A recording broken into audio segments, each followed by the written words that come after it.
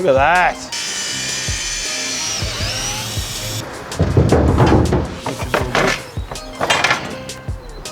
All right, next part of this project, we're going to fit a Minn Kota power drive, the electric motor on the front. It serves obviously various purposes. When you're estuary fishing, it's really great to be in stealth mode, moving around. But in all honesty, as soon as my son runs out of fuel, at least I know he'll be able to get back home on the electric. And with that little motor, the electric will probably be faster than that little motor anyway. So it makes me feel better. He's got two forms of power, but very handy in the estuaries, especially when you're casting edges for flathead or whatever it might be, just to cruise along in stealth mode.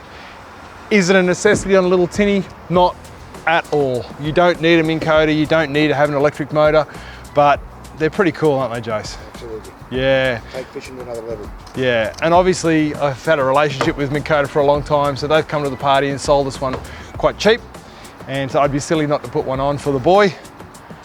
Although this boat's starting to turn into more my boat, I think, than I'm really liking it. It's really cool. So we're going to go through the process on how to put the Minn Kota and set it up yourself, run the power, all those sorts of things. So you can do it yourself, potentially. Wondering if it's better if it goes Opposite way. this way. We can do that. Yeah. There's a deploy button on the back of this here to actually get this to start coming out. So you just hit it with your hand and then push it out. So having it on the inside, I think, just makes it a little bit more user-friendly, wouldn't you say, Jace? Absolutely. Yeah. 100%. And I think you get better direction too. The closer this is to the bow of the boat, the better direction you get when you're moving, and it seems to hold a little bit better. It's a lot better.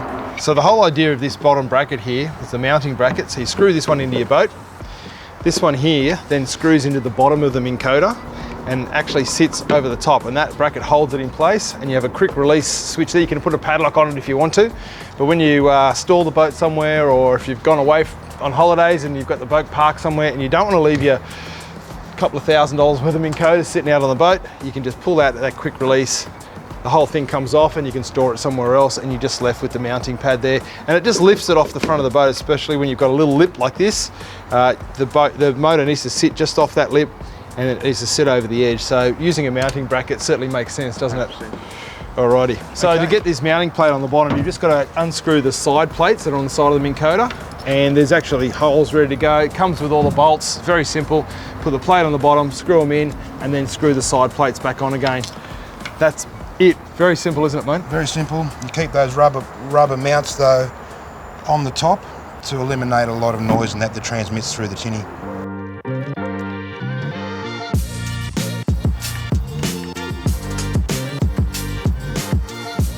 Now, and yeah, that's cool. Go right to the edge with that. Is that enough? I think it needs to sit on the edge, to be honest. We can get away with it.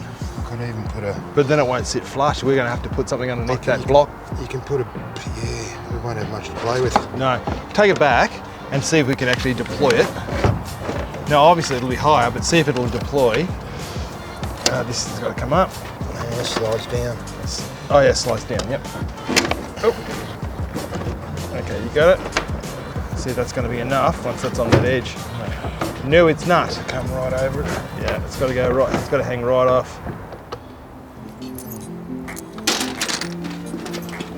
See, we don't have a dead flat surface, so we've got to retrofit it.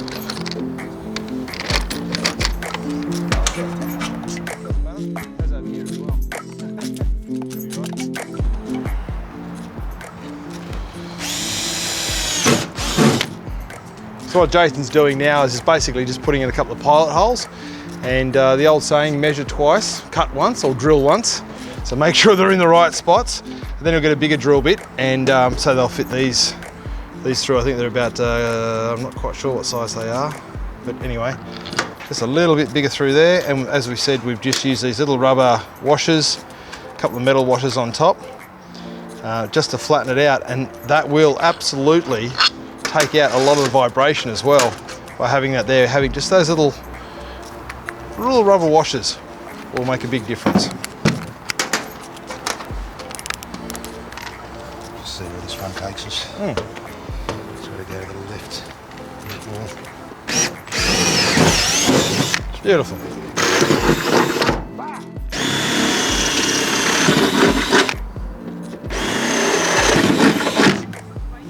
Piece of shit up there. It'll go in next to it. How good's that?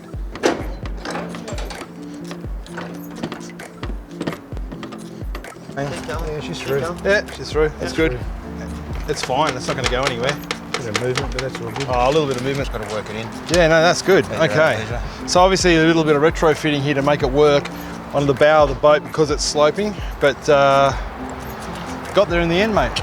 All right, so now it's there. What's the next part? We need some power to this thing. Definitely. So deep cycle battery, which you generally get best performance out of. A motor of this caliber, we're looking at about 100 to 120 amp hour battery. Okay. It's worth spending the money and getting that, especially if you've got to run a sounder and bits and pieces and that too.